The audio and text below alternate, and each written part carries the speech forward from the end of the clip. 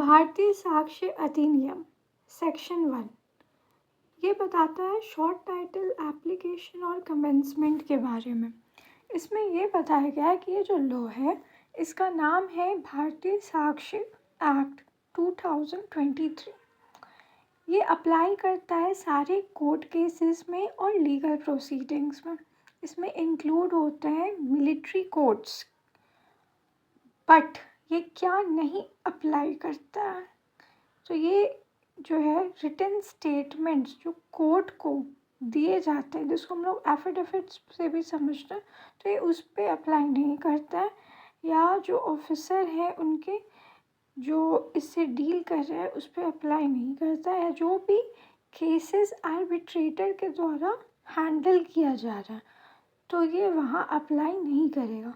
तो ये अप्लाई करेगा सारे कोर्ट केसेस में और लीगल प्रोसीडिंग्स में, मिलिट्री कोर्ट्स में भी अप्लाई करेगा, बट ये जो एफिडेविट्स जो कोर्ट या ऑफिसर को दिए जाते हैं उन पे अप्लाई नहीं करेगा, या फिर केसेस जो आर्बिट्रेटर देखते हैं। फिर इसमें बताया गया है कि ये किस दिन से स्टार्ट होगा।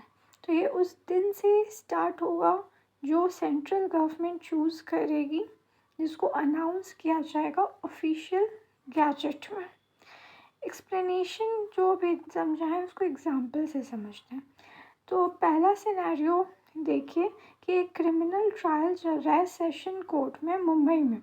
तो भारतीय साक्ष्य अधिनियम जो 2023 का है जो अप्लाई करेगा इस ट्रायल पे, क्योंकि ये जो है जुडिशियल प्रोसीडिंग चल रहा है कोर्ट में। जो एविडेंस प्रेजेंट किया जाएगा दोनों के द्वारा, प्रोसिक्यूशन और डिफेंस के द्वारा, ये गवर्न किया जाएगा इस एक्ट के रूल्स और प्रोविजंस के द्वारा। हाउएवर अगर एफिडेविट सबमिट होता है एविडेंस का पार्ट के रूप में, तो स्पेसिफिक रूल्स जो है इस एक्ट का वो अप्लाई नहीं होगा एफिडेविट पे। अब देखिए एग्जाम्पल 2 समझते हैं। सिनेरियो लीजिए कि एक डिसिप्लिनरी हियरिंग चल रहा है कोर्ट मार्शल में आर्मी ऑफिसर को लेकर। तो वो इंडियन आर्मी ऑफिसर है, उनका एक डिसिप्लिनरी हियरिंग चल रहा है इन अ कोर्ट मार्शल। तो बीएसए जो है ये अप्लाई करेगा इस कोर्ट मार्शल के प्रोसीडिंग में, और जो एविडेंस और टेस्टिमनीज प्रेजेंट किया जाएगा हियरिंग के समय में वो रेगुलेट किया जाएगा इस एक्ट के प्रोविजंस के द्वारा, और ये इंश्योर करेगा कि जो भी प्रोसेस है वो फॉलो करेगा स्टैब्लिश्ड लीगल स्टैंडर्ड्स जब एविडेंस को देना होगा जुडिशियल प्रोसीडिंग में। अब दूसरे एग्जांपल से समझते हैं। एक सिनेरियो लीजिए कि एक कॉमर्शियल डिस्प्यूट चल रहा है जिसको रिजॉल्व करना है आर्बिट्रेशन के थ्रू दिल्ली में। तो बीएसए अप्लाई नहीं होगा आर्बिट्रेशन प्रोसीडिंग में। आर्बिट्रेशन जो है वो एक ऑल्टरनेटिव डिस्प्यूट रिजोल्यूशन मैकेनिज्म है, और जो एक्ट है वो क्लियरली स्टेट करता है कि ये अप्लाई नहीं करेगा कोई भी प्रोसीडिंग जो आर्बिट्रेटर के सामने लाया जाता है। देयरफॉर जो रूल है एविडेंस का इस आर्बिट्रेशन में वो डिटर्मिन होगा आर्बिट्रेशन अग्रीमेंट के द्वारा और रेलिवेंट आर्बिट्रेशन लॉज के द्वारा, ना कि इस एक्ट के द्वारा। दूसरा एग्जांपल देखेंगे।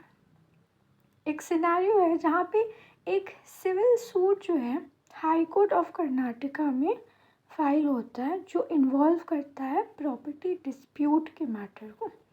तो बीएसए जो है वो अप्लाई करेगा इस सिविल लॉ सूट में, क्योंकि यह एक जुडिशियल प्रोसीडिंग है कोर्ट में, और जितने भी एविडेंस हैं सारे एविडेंस इंक्लूड जैसे कि करेगा डॉक्यूमेंट, विटनेस टेस्टिमनी और एक्सपर्ट ओपिनियन, वो सब गवर्न किया जाएगा रूल्स और प्रोविजन जो इस एक्ट में दिया गया है।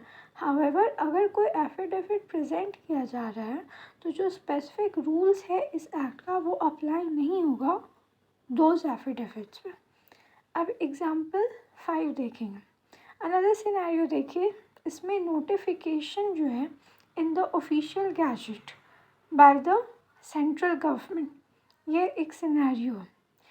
तो बीएसए फोर्स में आएगा उस डेट से उस स्पेसिफाइड डेट से, और उसका जो डेट है वो नोटिफाई किया जाएगा सेंट्रल गवर्नमेंट के द्वारा ऑफिशियल गैजेट में।